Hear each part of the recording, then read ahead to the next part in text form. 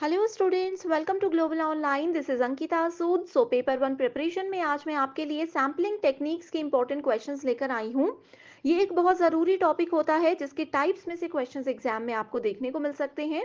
इसीलिए students, examination के level के हिसाब से हम आज के वीडियो में क्वेश्चंस को डिस्कस करेंगे, तो आप सभी इस सेशन में अंत तक बने रहिएगा। स्टूडेंट्स पेपर को क्वालिफाई करने के लिए ये बहुत ज़रूरी है कि आप सभी एग्जामिनेशन के लेवल के हिसाब से तैयारी करें। एंड इसके लिए कंप्लीट कोर्स मैं लेकर आई हूँ जहाँ पर डेली लाइव लेक्चर्स के साथ आपका पूरा सिलेबस तो कवर हो ही जाएगा। साथ ही टॉपिक वाइज एमसीक्यूज और पीवाईक्यूज भी हम आपको देते हैं। नोट्स बनाने में बच्चों का बहुत समय बर्बाद होता है, इसीलिए आपको यहाँ पर हम पीडीएफ नोट्स देते हैं जिसकी मदद से आप बहुत अच्छे से पढ़ाई कर सकते हो बिना अपना समय बर्बाद किए। साथ ही फुल सिलेबस मॉक टेस्ट है जो कि बहुत इंपॉर्टेंट है आपकी रिविजन के लिए। एंड ये 5000 एमसीक्यू क्वेश्चन बैंक में से मैं आपको गारंटी देती हूँ कि पेपर वन में 50 में से 35 प्लस क्वेश्चंस आपको यहाँ से जरूर देखने को मिलेंगे। न्यू बैच हमारा कमिंग मंडे से स्टार्ट होने वाला है। इस बैच के लिए और पूरी इंफॉर्मेशन के लिए आप या तो गिवन नंबर्स पर कांटेक्ट कर सकते हैं या फिर कुछ फ्री कंटेंट के लिए भी आप ग्लोबल ऑनलाइन ऐप को डाउनलोड कर सकते हो ताकि आपको पता चल जाए कि कैसा ये कोर्स है और कैसे हम आपको सर्विसेज प्रोवाइड करवाते हैं। सर्च बार में कोर्स को सर्च कीजिए, कंटेंट पर जाओगे तो English Hindi bilingual separate courses आपके सामने आ जाएंगे जहां पर आपको यूनिट वाइज फोल्डर्स मिल जाते हैं। इसका ये फायदा है कि आप चाहो तो किसी भी यूनिट में एमसीक्यूज या थ्योरी के जरिए अपनी तैयारी शुरू कर सकते हो।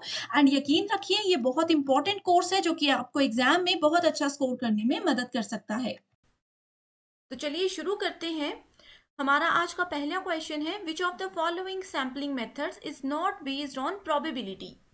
फर्स्ट ऑप्शन है simple random sampling, stratified sampling, quota sampling and cluster sampling. ठीक है, तो यहाँ पे पूछा गया है कि कौन सा सैम्पलिंग का तरीका जो है वो प्रोबेबिलिटी की कैटेगरी में नहीं आता है। तो पहला पॉइंट यहाँ पे ये ध्यान रखना है कि हमेशा नॉट टर्म पे फोकस रखना है। ठीक है, तो पहले मैं बताती हूँ कि सैम्पलिंग क्या होता है। सैम्पलिंग का मतलब होता है डेटा को कलेक्ट करना। ठीक है, मान लीजिए कोई एक स्पेसिफिक ग्रुप है हमारे पास इंडिविजुअल्स का, जिस ग्रुप के थ्रू हम लोग डेटा को कलेक्ट करते हैं अपनी रिसर्च के लिए। ठीक है, तो इसी में हमारे पास दो टाइप्स आते हैं, probability and non probability sampling. तो प्रोबेबिलिटी सैम्पलिंग जो है उसका मतलब होता है, जैसे मान लीजिए कि 10 लोगों का ग्रुप है, तो अगर हम प्रोबेबिलिटी की बात करते हैं यानी कि we are talking about random selection, तो इन 10 के 10 स्टूडेंट्स में से या जो भी लोग हैं इन सभी की 100% चांसेस हैं कि इनका सिलेक्शन हो।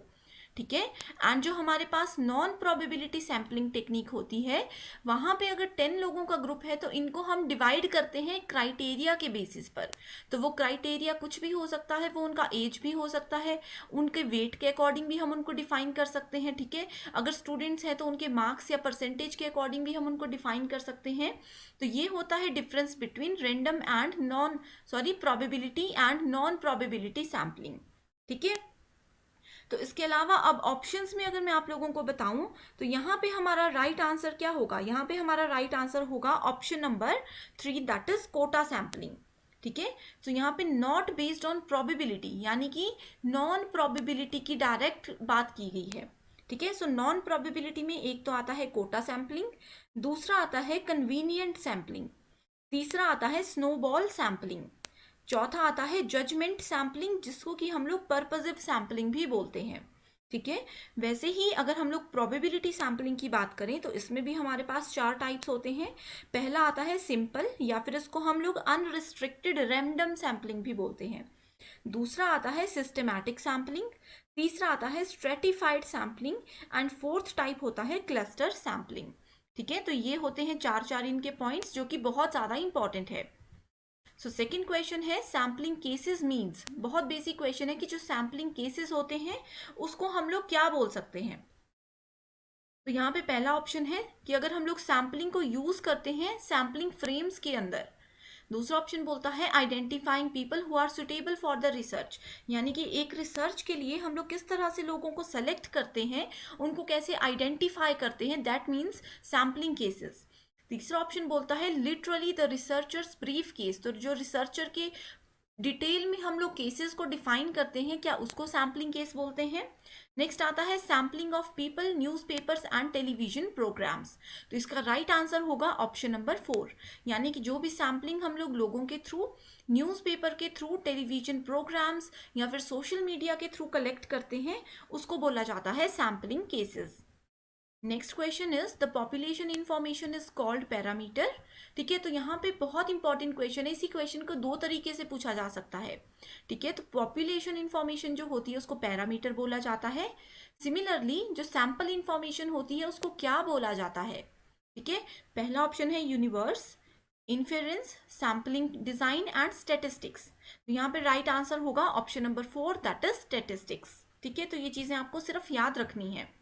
तो इसका क्वेश्चन इस तरह से भी पूछा जा सकता था कि सैम्पलिंग इंफॉर्मेशन को हम लोग बोलते हैं स्टैटिस्टिक्स, तो सिमिलरली पॉपुलेशन इंफॉर्मेशन को हम क्या बोलेंगे।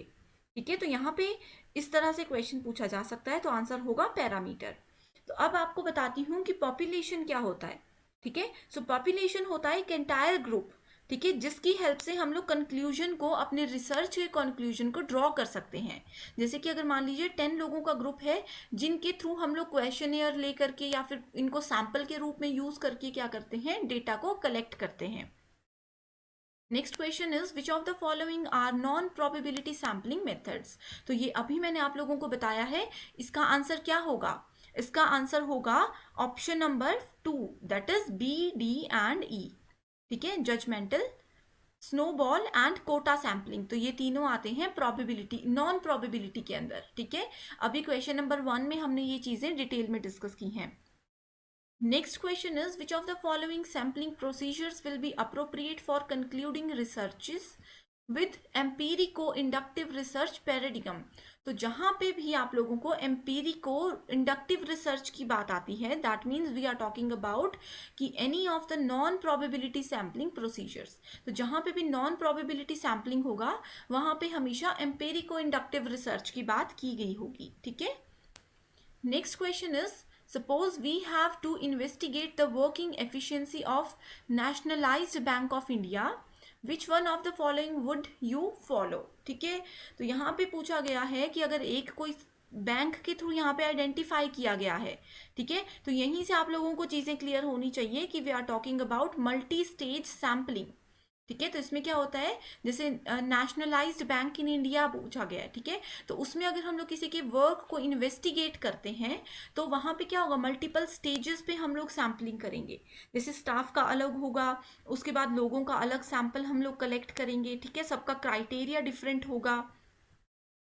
Next question is when a research problem is related to heterogeneous population, the most suitable sampling method is।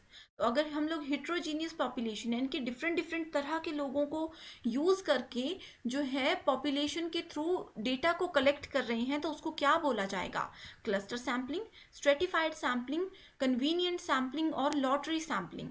तो सबसे पहले तो मैं आप लोगों को ये बात बता दूं कि लॉटरी सैम्पलिंग कोई टर्म नहीं होती है।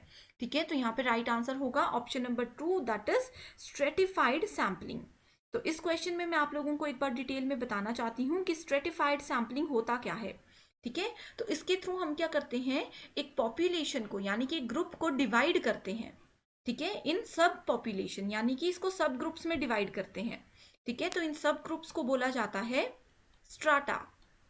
ठीक है, जैसे मान लीजिए कि 10 लोगों का ग्रुप है, तो हम इनको डिवाइड कर सकते हैं या तो इनके एज के बेसिस पे कि 0 से लेकर के 10 ईयर्स के स्टूडेंट्स जो बच्चे हैं वो अलग चले जाएं। ठीक है, 11 से 15 वाले अलग चले जाएं, या फिर उनके वेट के अकॉर्डिंग हम उनको सेलेक्ट कर सकते हैं, उनके क्लास के अकॉर्डिंग उनको सेलेक्ट कर सकते हैं। तो ये होता है स्ट्रेटिफाइड सैम्पलिंग। ठीक है, नेक्स्ट आता है क्लस्टर सैम्पलिंग। तो क्लस्टर सैम्पलिंग में क्या करते हैं हम लोग, पॉपुलेशन को अगेन सब ग्रुप्स में डिवाइड करते हैं।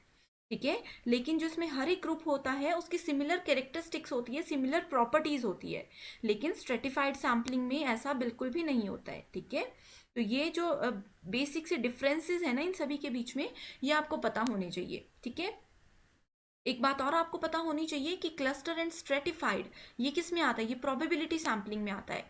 एंड जो नेक्स्ट है हमारे पास कन्वीनियंट सैम्पलिंग, ये आता है नॉन प्रोबेबिलिटी में। ठीक है, सो कन्वीनियंस या कन्वीनियंट सैम्पलिंग जो होता है, इसमें हम लोग उन इंडिविजुअल्स को इंक्लूड करते हैं who happen to be most accessible to the research. ठीक है, यानी कि ग्रुप में से ऐसे लोगों को हम उठाएंगे जो कि हमें पता है कि मोस्ट एक्सेसिबल है।